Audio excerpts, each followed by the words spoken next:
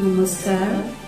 আমি অসম ৰাজ্যিক অংগনবাড়ী কৰ্মী সহায়িকাই পুনৰবাৰ ফেচবুকৰ মাধ্যমেৰে আমি জনাব বিচাৰিছোঁ যে অসম ৰাজ্যিক অংগনবাড়ী কৰ্মী সহায়িকা সন্থাই আজি মাননী বৃদ্ধিৰ ক্ষেত্ৰত দীৰ্ঘদিন ধৰি আমি যি অসহযোগ আন্দোলন চলাই আছিলোঁ, এই অসহযোগ আন্দোলন আমি সমগ্ৰ অসমৰ সম বান্ধৱীসকলে সমৰ্থন জনাইছিল।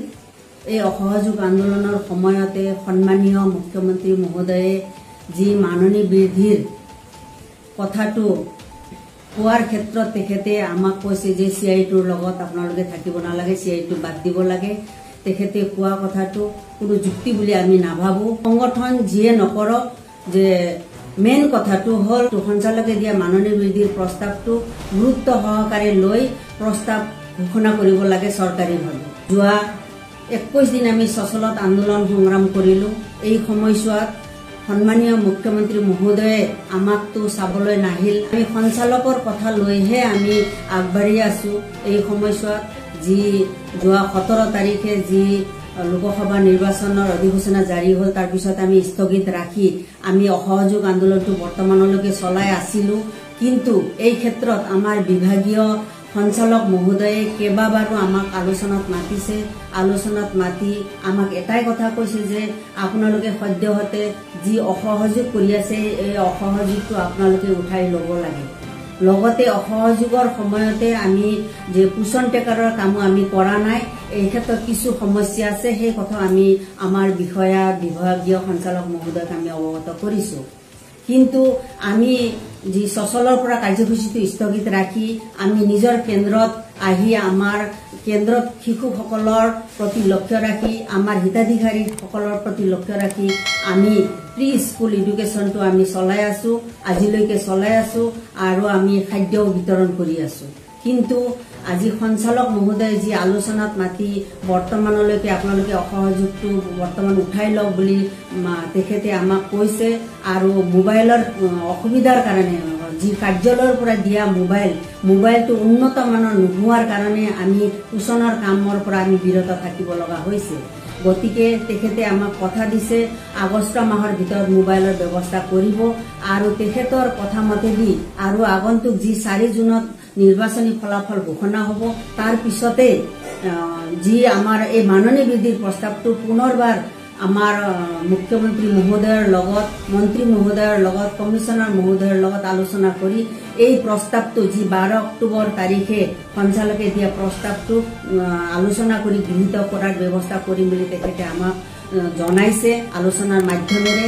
গতিকে আমিও আমাৰ এই সঞ্চালকৰ পদক্ষেপক আমি সন্মান জনাই আমি আমাৰ এই অসহযোগ কাৰ্যসূচীটো আমি 20 জুনলৈকে আমি স্থগিত ৰখাৰ বাবে আজি আমি ফেচবুক মাধ্যমেৰে জনাইছো সমূহ বান্ধৱীসকলক।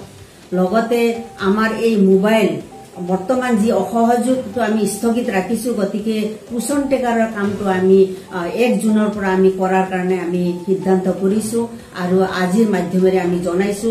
কিন্তু এটাই অনুৰোধ, আমাৰ যিবিলাকৰ মোবাইল বেয়া, সেই মোবাইলৰ কাৰণে যাতে আমাৰ মুখ্য সেৱিকা বাইদেউ বা প্ৰকল্প বিষয়া, জিলা বিষয়া বা সঞ্চালক মহোদয়ে পোষণৰ কাম নকৰাৰ ক্ষেত্ৰত যাতে কোনো শাস্তিমূলক ব্যৱস্থা নকৰে, তাৰ কাৰণে আমি ৰাজ্যিক সংগঠনে আপোনালোকক অনুৰোধ জনাইছো। সংগঠন অধিকাৰ, কথা কোৱাৰ অধিকাৰ, আমাৰ দাবীৰ অধিকাৰ আমি নিশ্চয় পোৱাৰ আমাৰ অধিকাৰ আছে।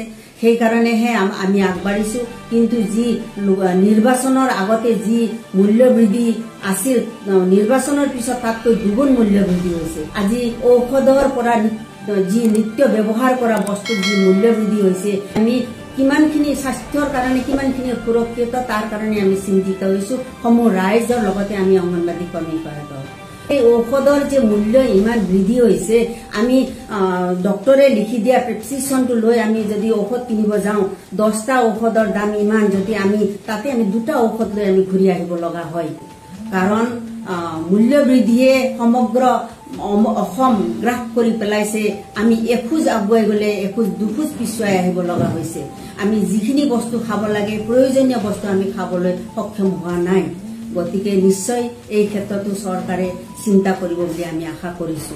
আৰু আমাৰ মুখ্য সেৱিকা প্ৰকল্প বিষয়া জিলা বিষয়া সকলোৱে আমাক এই আঁচনি ৰূপায়ণৰ ক্ষেত্ৰত আজি সঞ্চালক মহোদয়ে কৈছে যে তৃণমূল পৰ্যায়ত কাম কৰা অংগনবাদী কৰ্মী সহায়িকাই আঁচনি ৰূপায়ণৰ ক্ষেত্ৰত সৰ্বতো প্ৰকাৰে চেষ্টা কৰি আছে গতিকে আমি চেষ্টা কৰি আছো সকলোৱে বিষয়ববীয়াসকলে আমাক সহযোগিতা আগবঢ়াইছে কিন্তু একাংশ বিষয়াসকলে আমাক বিভিন্ন প্ৰকাৰে তাচ্ছিল্য সুৰত আমাক হাৰাশাস্তি কৰি আছে এই ক্ষেত্ৰত যাতে এনেকুৱা ভাবুকি ভয় ভাবুকি যাতে নাহে আমি অনুৰোধ কৰিছো সংগঠনৰ তৰফৰ পৰাও আৰু আমাৰ বান্ধৱীসকলকো যাতে সক্ৰিয় হিচাপে থকাৰ কাৰণে আমি অনুৰোধ জনাইছো নিজৰ কৰ্তব্য ভালদৰে পালন কৰিব আৰু আমাৰ যিখিনি কৰণীয় আমাৰ 1 তাৰিখৰ পৰা আমি পোষণ টেকাৰ কাম কৰিম মোবাইল যাতে সোনকালে দিয়ে ইয়াৰ ব্যৱস্থা কৰে আৰু মুখ্যমন্ত্ৰী মহোদয়ক পুনৰবাবে আমি অনুৰোধ কৰিছো আপুনি যি বক্তব্য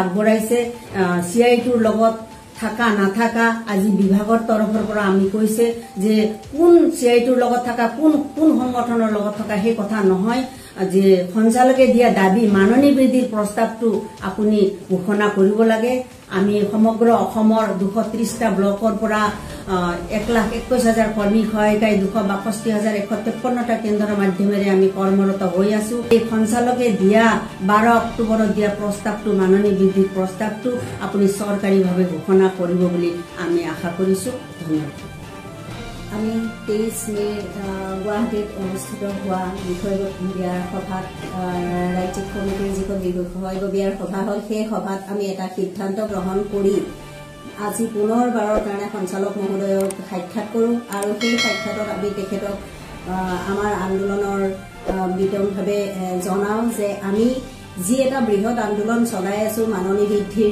সেই আন্দোলনটো বৰ্তমান আমি কিছুমান পৰিস্থিতিৰ বাবে সাময়িকভাৱে স্থগিত ৰাখিছো কিন্তু আমি আন্দোলন প্ৰত্যাহাৰ কৰা নাই আমি আন্দোলন চলাই যাম এতিয়া আমি পোষণৰ কাম কৰিম বুলি ভাবিছো যেতিয়া এই বেয়া মোবাইলখিনিত হয়তো আমি কাম কৰিব নোৱাৰিম তাৰ কাৰণে মুখ্য সেৱিকা বাইদেউসকলে আমাক সহায় কৰিব লাগিব আৰু এইখিনি সময়ত তেখেতসকলকো এটা আমি শুভেচ্ছা জনালো যে তেখেতসকলে আমাৰ এই অসহযোগ আন্দোলনৰ সময়ত আমাক বহুতো CDPO সুপাৰভাইজাৰ নাইবা অন্য বিষয়াসকলে আমাক সহযোগ কৰিছে আমাৰ আন্দোলনত সমৰ্থন কৰিছে আৰু আমাৰ কামসমূহ তেখেতসকলে কৰি দিছে এই দৰে যাতে আমাক ভৱিষ্যতেও তেখেতসকলৰ পৰা আমি সহায় সহযোগ আৰু সমৰ্থন পাওঁ তাৰ বাবে আমি আহ্বান জনালো লগতে আমাক কিন্তু এইখিনি সময়ত বিভিন্ন সুপাৰভাইজাৰ আৰু CDPO বাইদেউ কিন্তু আমাক বহুতো ভয় ভাবুকি দিছে